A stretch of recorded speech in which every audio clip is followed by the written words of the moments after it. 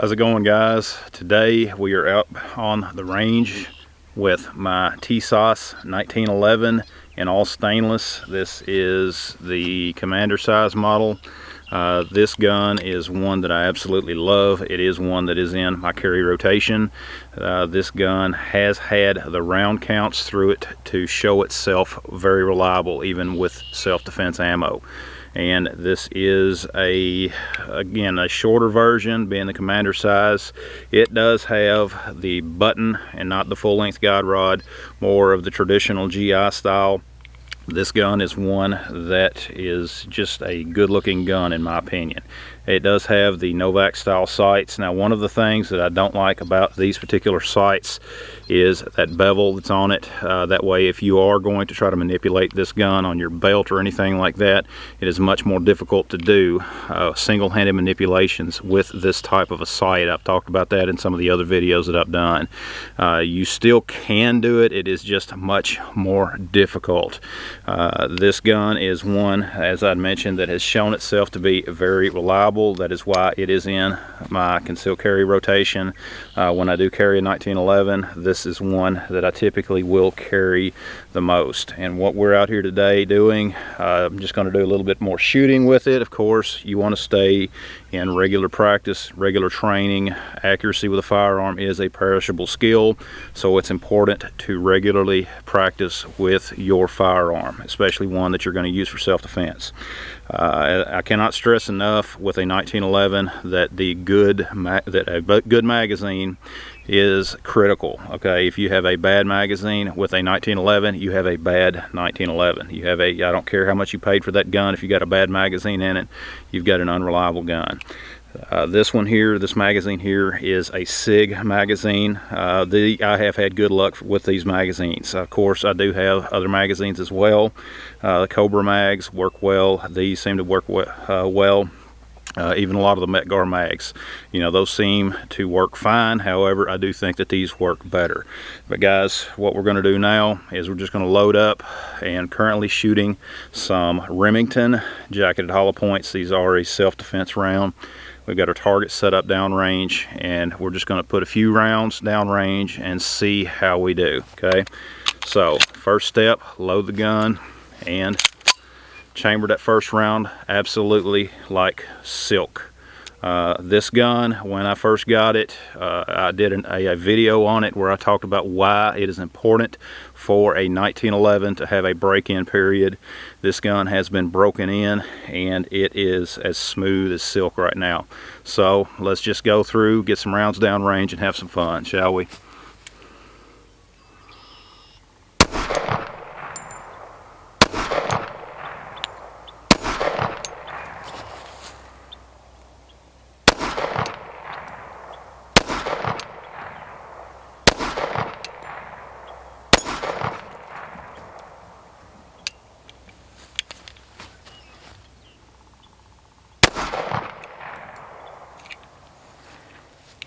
Function flawlessly, no issues with it whatsoever.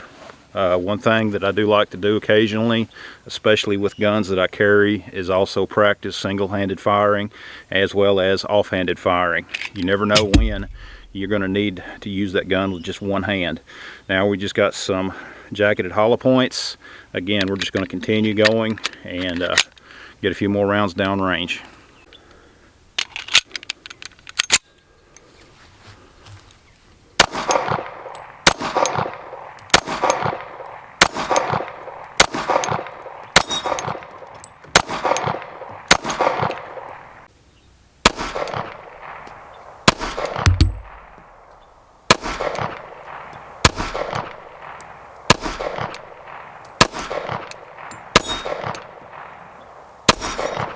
Okay guys, let's just take a closer look at my Tisas 1911 carry, just to show you we are currently unloaded. There is nothing in the magazine.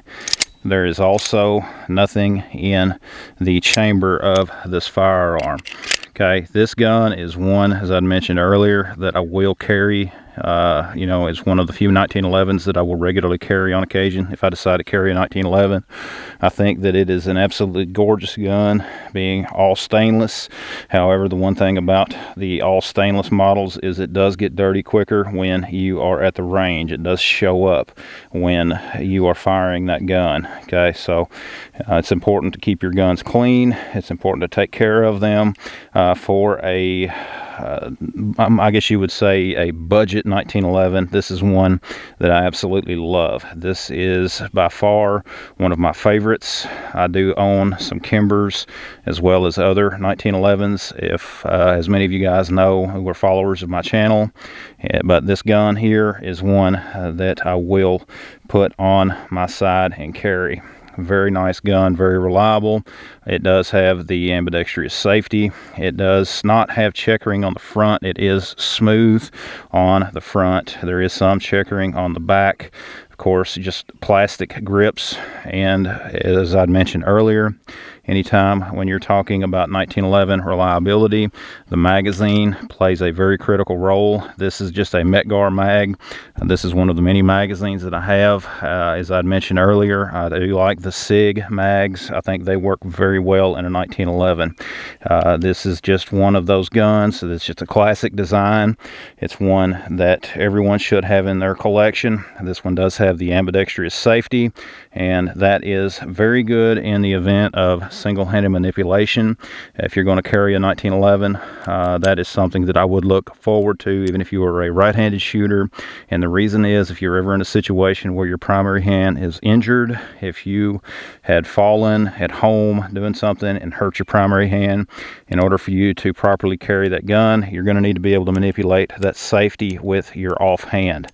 So that's something to think about on a 1911.